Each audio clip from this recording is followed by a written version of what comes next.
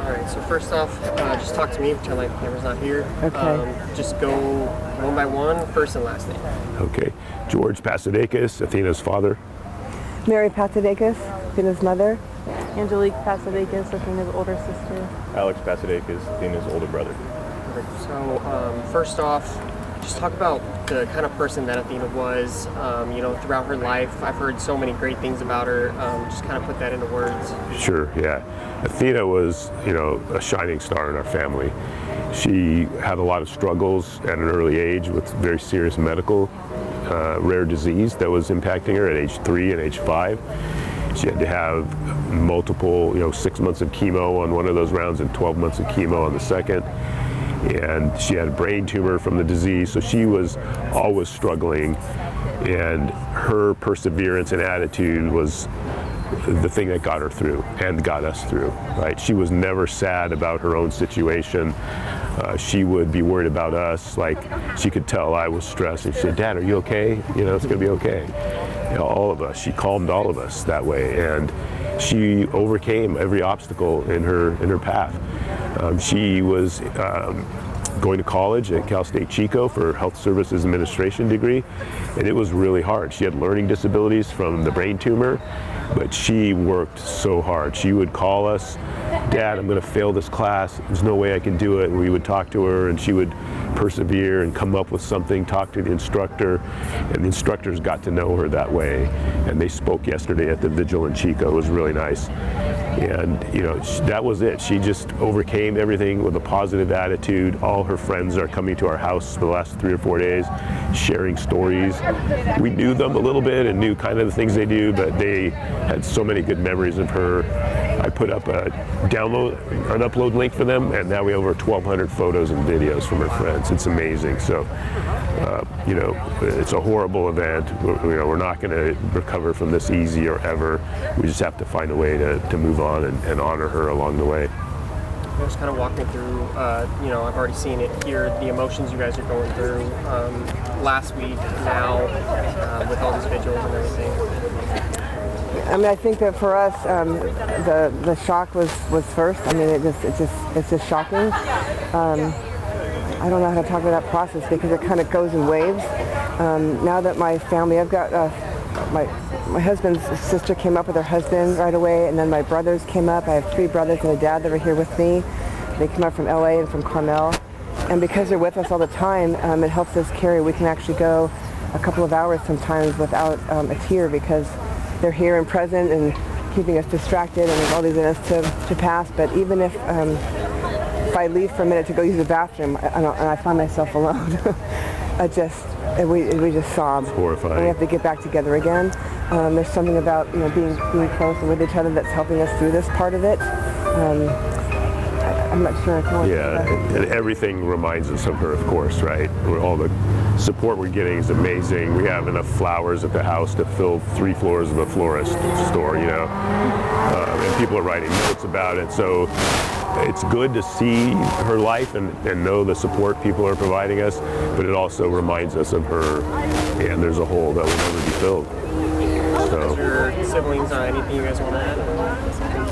You were roommates, maybe talk about that. So my little sister was my roommate, and the only thing between us was the bathroom. Bikers. So sometimes we would have our doors open and we have the TikTok brain rot, so we would just randomly say things on TikTok, and then I would say it and she would yell it back, and we'd just go back and forth. Or when I was sick with COVID, she would bring me soup and water, and my hair was like a rat's nest because I just couldn't get up to brush it. I was so sick. And she sat on the edge of her bed and brushed my hair for like 20 minutes just getting the rat's nest out.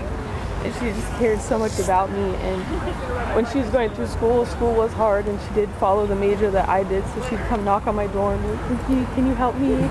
And I'll miss her. My nickname is Leaky, with my family. I'll miss her coming to the door and saying, you want to go to Ross? You want to hang out? Let's go to the Dollar Tree. And just bumping around in her car, going places, and she was so sweet. And just every time you go in her room to invite her to do something, she would either say, I'm okay, but things are right, just so sweet all the time. And I still just can't believe she's gone. I keep going back and forth in denial, and I've been up in Reading with my family, and we're from Chico, so going back to Chico really does hit me when I'm back there, and it's heartbreaking. I will say so. Yeah, it doesn't feel real for me totally yet. Like they talk about the stage of acceptance, I can still feel myself denying it. But I do know logically that it is a reality, and it does, like my mom was saying, come in waves. I felt shock, anger, just pure sadness.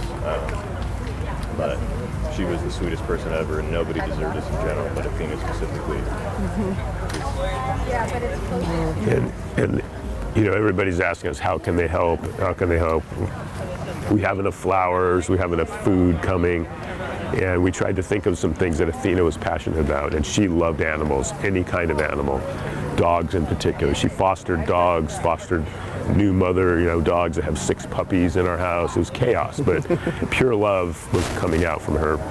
And she had guinea pigs, rats, snakes, fish, Every kind of pet you can pretty much everything. We have a pet cemetery in the corner of our backyard, and we would do taps and bury them. So we're looking at how can people help. We're probably going to put up a page soon for donations to a 501c3 nonprofit that does pet animal rescue. So we can you guys can help us get the word out on that. And then we're trying to see if we can work with maybe Whiskey Town to build a nice bench with a memorial plaque at one of her favorite spots along the lake. So we'll have some information that people can get out and help that way, and that'll be a long-term lasting impact from Athena. But I just like to say to the world that she was just a ball of love, a bundle of joy. She oozed love out of her. She loved her friends. She was committed to her friends. She was kind of a shy leader because she'd be very quiet and shy, but people were drawn to her because they always felt like she would always bring people in. If there's a crowd of people, she would find the people that looked like they were feeling left out. She'd find them and reel them in. A lot of her friends said Athena was the glue. She would glue people together. That's a really important value that she had. Not to get too much into it, we don't want to talk too much about it. Just what did you guys know about the relationship at all, or him, or anything like that? Yeah, it was, you know, they had a relationship, and it was on and off a little bit, but there was no signs that this kind of thing would happen. He was never yelling at her, never hit her, laid a finger on her. So it was a shock to us. And you know, she was at the point in her life where she was about to graduate with her degree this spring, and I think he could tell this was a new chapter for her, and she was moving on. And you know, the police have told us this is very rare. Usually domestic violence escalates up several times to get to this level, but he went from 0 to 100. So we don't want to really dwell on him. We're like, what can we do for Athena and her friends and her memory and our family to get along? So. Anything else you guys want to say? I feel like we pretty much talked about it all. Yeah, I mean, we just thank everybody that's supporting us, that's coming out to this event and the vigil we had in Chico. It really, you know, you don't really know how many people are involved in your life till a tragedy happens, unfortunately. So, but we're really thankful for all the support. And today, you know, now it's long, and now the mailbox is getting full packages and envelopes. It's just, you know, we relive it when we open it, experience, but it's part of it helps us, part of it just rekindles it for now. It's still very painful. And you didn't see when this interview began, there's a whole slew of mountain bikers that came in a train here. The whole mountain bike community is in such... Yeah, Mary's a big mountain biker, and they just rode in behind. I wish we could have got a video of that. Yeah. Thanks to all the mountain bikers for supporting us too. We have so many different families out here in Reading, and even friends of friends.